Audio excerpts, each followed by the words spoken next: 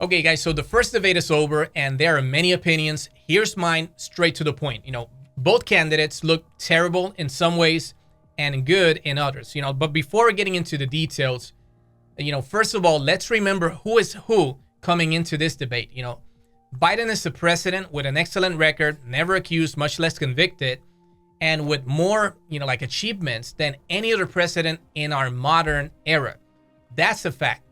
Trump is a convicted criminal. That's another fact.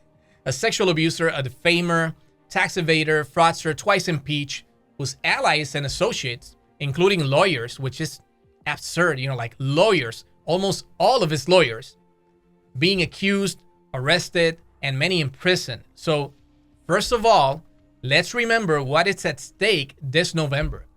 What is on the ballot is crime versus respect for the law. Corruption versus respect for the Constitution, autocracy and dictatorship versus democracy. That is what's on the ballot on November. And Trump represents all of that, crime, corruption, destruction of our democracy, the destruction of our electoral system, and defamation of election workers, for which Trump's own lawyer, Rudy Giuliani, pleaded guilty. Defamation for which Fox News lost a $787 million lawsuit for perpetuating a lie about electoral fraud and endangering the lives of our police officers and, political leaders at the Capitol, including Republican political leaders. All of Trump's lawyers have pleaded guilty, accepting plea deals, and cooperating with the prosecution for participating in fake electors, schemes to steal the election. This is Trump's lawyers pleading guilty, accepting plea deals, cooperating with Fani Willis in Georgia. And, I've said it before, I want to say it again. I heard a CNN reporter, host, after the debate saying, hey, our allies are watching and these are the country's only two options. We should have better. People, remember, this is what the people chose. This is what they chose. Trump ran, he participated in the primaries and he won. Biden ran, did the same thing, and he won too. So democracy worked. And this is what we got. This is what the ship brought us. Because now, instead of talking about Trump's crimes and the economy and abortion and the attack on women and the border and social security and inflation and jobs and the budget and the debt, we're talking about which of the two candidates will kick the bucket first, which is ridiculous. But of course, that's the media game. But let's remember that, yes, the allies are watching and so are the enemies. So Putin, I can assure you, Vladimir Putin right now is salivating after watching this first debate, seeing, Trump look more energetic, and Russia, for sure, guaranteed, will try to launch a campaign right now on social media, highlighting Biden's age, making that the focus of the debate. But our allies are going to also be watching if we would support a convicted criminal who wants to destroy NATO, who wants to strengthen Russia. And Trump clearly said that he would let Putin do whatever he wanted to do in that region of the globe if the allies didn't pay. So for Trump, everything is about money. Everything is profit. Nothing has to do with principles or democracy or decency. So yes, the allies are watching, and that's why we need Biden, in the White House. Because Biden, older, slower, stuttering, even confused, it's 100 times better than Trump destroying whatever little democracy we have left. So Trump said he wants to eliminate parts of the Constitution. He went even that far. They have now this, what's the name? I always think Plan 2025, Project 2025, which is absolutely horrifying, disastrous, a devastating, project for democracy. They're planning to literally dismantle the government and its agencies as we know them. And that way they will concentrate a tremendous amount of power in Trump's tiny little hands. So after watching the debate, this is what came to mind. People, let's not be ashamed that Biden is older and slower, because the alternative here is literally rewarding the man who called and led the insurrection, an attempted coup. And if Biden gets sick or if he dies, during the next term, the country's still in better hands with the Democratic Party, with, Kamala as vice president. Even if she becomes president, it'll still be better because it's the democratic ideal that matters here. That's what we're voting for. I'm not thinking, oh, I want to vote for Joe Biden because I feel he's my personal friend. Oh, Joe Biden hug me. It's not about that. He just represents the ideals, the vision that I have for the country, the things that I consider to be important. Joe Biden entered this debate as an older man, at 80, 81 years old. Nobody expected him to do gymnastics or, to run a marathon or to have Superman's, energy dunking from the free throw line. Biden, he just responded to the question honestly. He talked about policies and results and plans. I thought he did good overall. But of course, he had his moments where he didn't look sharp and he didn't look as alert.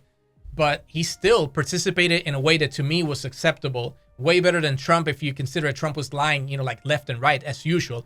On the other hand, so we had Donald Trump entering this debate as a convicted criminal. And he left as an angel? No, he left also as a convicted criminal, the same way he came in. So he still faces additional criminal trials, and that doesn't change because Biden had a rough night, a bad night, where he looked slower and maybe a little bit less, assertive. So remember, these elections are not about Biden and Trump. They're about good versus evil, decency versus indecency, to the point where even Republicans are coming out to the media to say that they won't vote for Donald Trump. The latest was Adam Kinzinger, who participated in the January 6th committee, and he said he will support Joe Biden, endorsing him.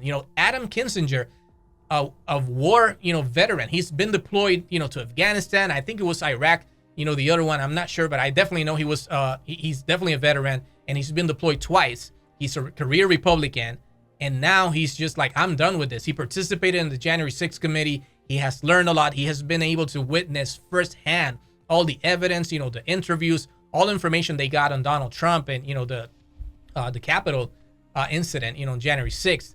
So I'm pretty sure that's not easy for any Republican, to come out and go against your party the same way we saw Liz Cheney do and Mitt Romney and Mike Pence and over 40 of, Trump's own cabinet members, over 40 members of his own cabinet. They're literally stating they're not going to vote for Donald Trump. And many of them are saying, I'm definitely voting for Joe Biden.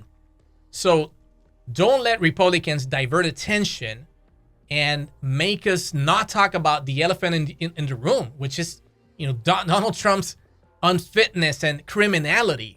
That right there. Biden can miss every single, following debate, subsequent debate. He can just not go, and he'll still be the better candidate because nothing is going to make Trump better. So pay attention to why this is the most critical election of our lives. Don't let the focus shift to Biden, who, by the way, nobody expected to rejuvenate suddenly during the debate. And don't let them use that to say that Trump is the best option right now for the country, because he isn't. That's a fact.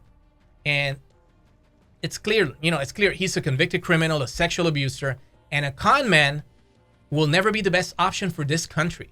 There are more debates to come. I don't know if Biden's going to look better, the same, or worse. But even if the rest of the debates look like this, I don't care if Trump looks more energetic.